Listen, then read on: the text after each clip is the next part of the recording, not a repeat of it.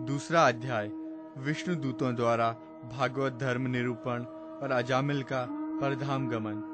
श्री सुखदेव जी कहते हैं, परीक्षित, भगवान के नीति निपुण एवं धर्म का मर्म जानने वाले पार्षदों ने यमदूतों का ये अभिभाषण सुनकर उनसे इस प्रकार कहा। भगवान के पार्षदों ने कहा, यमदूतों, ये बड़े आश्चर्य और खेद की बात है कि धर्मज्ञों की सभा में अधर्म प्रवेश कर रहा है, क्योंकि वहाँ निरपराध और अदंडनीय व्यक्तियों को व्यर्थ ही दंड दिया जाता है।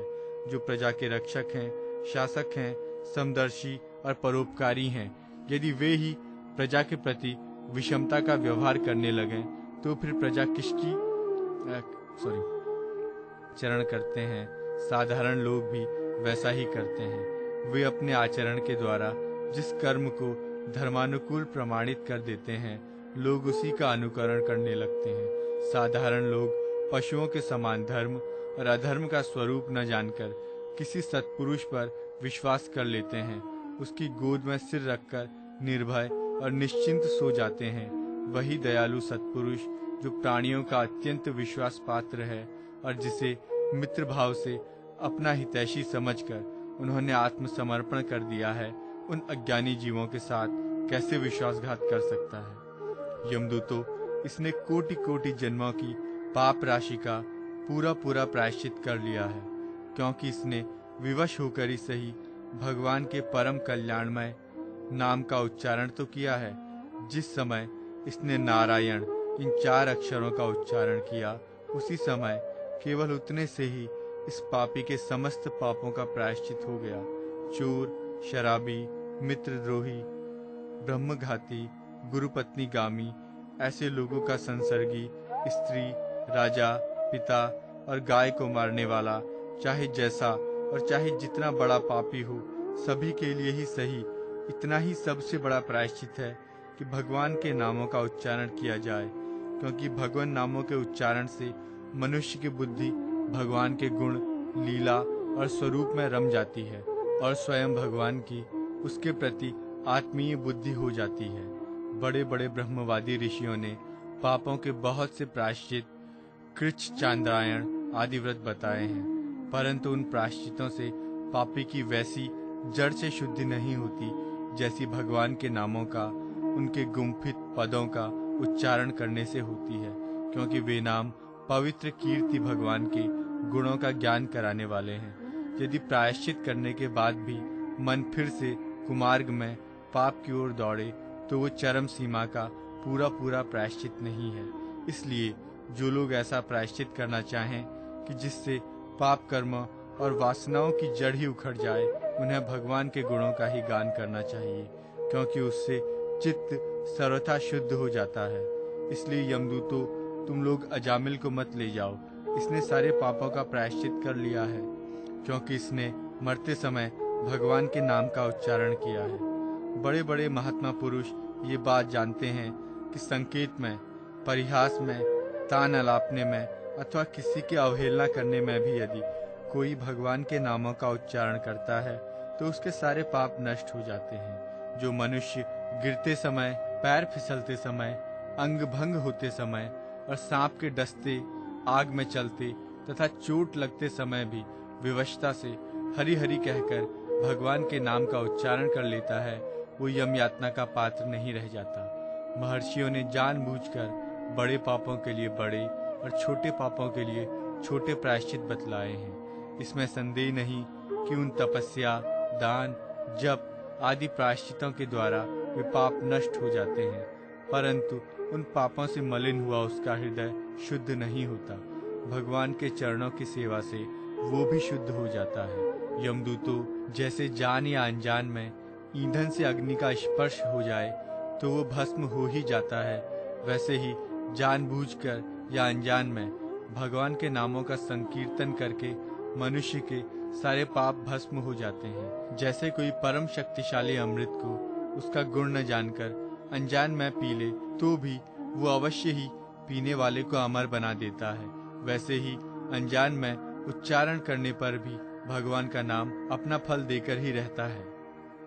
श्री सुखदेव जी कहते हैं, राजन, इस प्रकार भगवान के पार्षदों ने भागवत धर्म का पूरा पूरा निर्णय सुना दिया और अजामिल को यमदूतों के पाश से छुड़ाकर मृत्यु के मुख से बचा लिया। प्रिय परीक्षित, पार्षदों की ये बात सुनकर यमदूत यमराज के पास गए और उन्हें ये सारा वृत्तांत ज्यों का त्यों सुना दिया। अजामिल यमदूतों के फंदे से छूटकर निर्भय और स्वस्थ हो गया। उसने भगवान के पार्षदों के दर्शन जनित आनंद में मग्न होकर उन्हें सिर झुकाकर प्रणाम किया। निष्पाप परीक्षित, भगवान के पार्षदों ने देखा कि अजामिल कुछ कहना चाहता है, तब वे सहसा उसके सामने ही वहीं अंतर्धान हो गए। इस अवसर पर अजामिल ने भगवान के पार्षदों से विशुद्ध भागवत धर्म और यमदूतों के मुख से वेदोक्त सगुण धर्म का श्रवण किया था। सर्व पापापहारी भगवान की महिमा सुनने से अजामिल के हृदय में शीघ्र ही भक्ति का उदय हो गया। अब उसे अपने पापों को याद करके बड़ा पश्चाताप होने लगा। अजामिल मन ही मन सोचने लगा, अरे मैं कैसा इंद्रियों का दास हूँ। मैंने एक दासी के गर्भ से पुत्र उत्पन्न करके अपना ब्राह्मणत्व नष्ट कर दिया। ये बड़े दुख की बात है। धिक्कार है, मुझे बार बार धिक्कार है। मैं संतों के द्वारा निंदित हूँ, पापात्मा हूँ। मैंने अपने कुल में कलंक का टीका लगा दिया। हाय हाय, मैंने अपनी सती एवं अबोध पत्नी का परित्याग कर दिया और शराब पीने वाली कुलटा का संसर्ग किया। मैं कितना नीच हूँ। मेरे माँ बाप बूढ़े और तपस्वी थे। वे सर्वथा असहाय थे। उनकी सेवा शुश्रूषा करने वाला और कोई नहीं था। मैंने उनका भी परित्याग कर दिया। ओह, मैं कितना कृतज्ञ हूँ। मैं अब अवश्य ही अत्यंत भयावह नरक में गिरूंगा, जिसमें गिरकर धर्मघाती पापात्मा कामी पुरुष अनेकों प्रकार की यम यातना भोगते हैं। मैंने अभी जो अद्भुत दृश्य देखा, क्या ये स्वप्न है अथवा जागृत अवस्था का ही प्रत्यक्ष अनुभव है?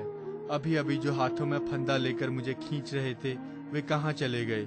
अभी अभी वे मुझे अपने फंदों में फंसाकर पृथ्वी के नीचे ले जा रहे थे, परंतु 4 अत्यंत सुंदर सिद्धों ने आकर मुझे छुड़ा लिया। वे अब कहाँ चले गए?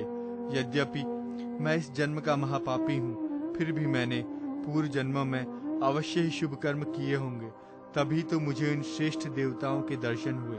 उनकी स्मृति से मेरा हृदय अब भी आनंद से भर रहा है। मैं कुलटागामी और अत्यंत अपवित्र हूँ। यदि पूर्व जन्म में मैंने पुण्य न किए होते तो मरने के समय मेरी जीभ भगवान के मनमोहक नाम का उच्चारण कैसे कर पाती? कहाँ तो मैं महाकपटी, पापी, निर्लज्ज और ब्रह्मतेज को नष्ट करने वाला, तथा कहाँ भगवान का वो परम मंगलमय नारायण नाम। अब मैं अपने मन, इंद्रिय और प्राणों को वश में करके ऐसा प्रयत्न करूंगा कि फिर अपने को घोर अंधकारमय नरक में न डालूं। अज्ञानवश मैंने अपने को शरीर समझकर उसके लिए बड़ी बड़ी कामनाएं की और उनकी पूर्ति के लिए अनेकों कर्म किए। उन्हीं का फल है ये बंधन। अब मैं इसे काटकर समस्त प्राणियों का हित करूंगा, वासनाओं को शांत कर दूंगा, सबसे मित्रता का व्यवहार करूंगा, दुखियों पर दया करूंगा और पूरे संयम के साथ रहूंगा। भगवान की माया ने स्त्री का रूप धारण करके मुझ अधम को फांस लिया और क्रीड़ा मृग की भांति मुझे बहुत नाच नचाया। अब मैं अपने आप को उस माया से मुक्त करूंगा। मैंने सत्य वस्तु परमात्मा को पहचान लिया है, अतः अब मैं शरीर आदि में मैं तथा मेरे का भाव छोड़कर भगवान नाम के कीर्तन आदि से अपने मन को शुद्ध करूंगा और उसे भगवान में लगाऊंगा। श्री सुखदेव जी कहते हैं, परीक्षित, उन भगवान के पार्षद महात्माओं का केवल थोड़ी ही देर के लिए सत्संग हुआ था। इतने से ही अजामिल के चित्त में संसार के प्रति तीव्र वैराग्य हो गया। वे सबके संबंध और मोह को छोड़कर हरिद्वार चले गए। उस देवस्थान में जाकर वे भगवान के मंदिर में आसन से बैठ गए और उन्होंने योग मार्ग का आश्रय लेकर अपनी सारी इंद्रियों को विषयों से हटाकर मन में लीन कर दिया और मन को बुद्धि में मिला दिया। इसके बाद आत्मचिंतन के द्वारा उन्होंने बुद्धि को विषयों से पृथक कर लिया तथा भगवान के धाम अनुभव स्वरूप पर ब्रह्म में जोड़ दिया। इस प्रकार जब अजामिल की बुद्धि त्रिगुणमयी प्रकृति से ऊपर उठकर भगवान के स्वरूप में स्थित हो गई, तब उन्होंने देखा कि उनके सामने वे ही 4 पार्षद जिन्हें उन्होंने पहले देखा था खड़े हैं। अजामिल ने सिर झुकाकर उन्हें नमस्कार किया। उनके दर्शन पाने के बाद उन्होंने उस तीर्थ स्थान में गंगा के तट पर अपना शरीर त्याग दिया और तत्काल भगवान के पार्षदों का स्वरूप प्राप्त कर लिया। अजामिल भगवान के पार्षदों के साथ स्वर्णमय विमान पर आरूढ़ होकर आकाश मार्ग से भगवान लक्ष्मीपति के निवास स्थान वैकुंठ को चले गए। परीक्षित, अजामिल ने दासी का सहवास करके सारा धर्म कर्म चौपट कर दिया था। वे अपने निंदित कर्म के कारण पतित हो गए थे। नियमों से च्युत हो जाने के कारण उन्हें नरक में गिराया जा रहा था, परंतु भगवान के एक नाम का उच्चारण करने मात्र से वे उससे तत्काल मुक्त हो गए। जो लोग इस संसार बंधन से मुक्त होना चाहते हैं, उनके लिए अपने चरणों के स्पर्श से तीर्थों को भी तीर्थ बनाने वाले भगवान के नाम से बढ़कर और कोई साधन नहीं है, क्योंकि नाम का आश्रय लेने से मनुष्य का मन फिर कर्म के पचड़ों में नहीं पड़ता। भगवान नाम के अतिरिक्त और किसी प्रायश्चित का आश्रय लेने पर मन रजोगुण और तमोगुण से ग्रस्त ही रहता है तथा पापों का पूरा पूरा नाश भी नहीं होता। परीक्षित, ये इतिहास अत्यंत गोपनीय और समस्त पापों का नाश करने वाला है। जो पुरुष श्रद्धा और भक्ति के साथ इसका श्रवण कीर्तन करता है, वो नरक में कभी नहीं जाता। यमराज के दूत तो आंख उठाकर उसकी ओर नहीं देख सकते। उस पुरुष का जीवन चाहे पापमय ही क्यों न रहा हो, वैकुंठ लोक में उसकी पूजा होती है। परीक्षित, देखो, अजामिल जैसे पापी ने मृत्यु के समय पुत्र के बहाने भगवान के नाम का उच्चारण किया, उसे भी वैकुंठ की प्राप्ति हो गई। फिर जो लोग श्रद्धा के साथ भगवान नाम का उच्चारण करते हैं, उनकी तो बात ही क्या है।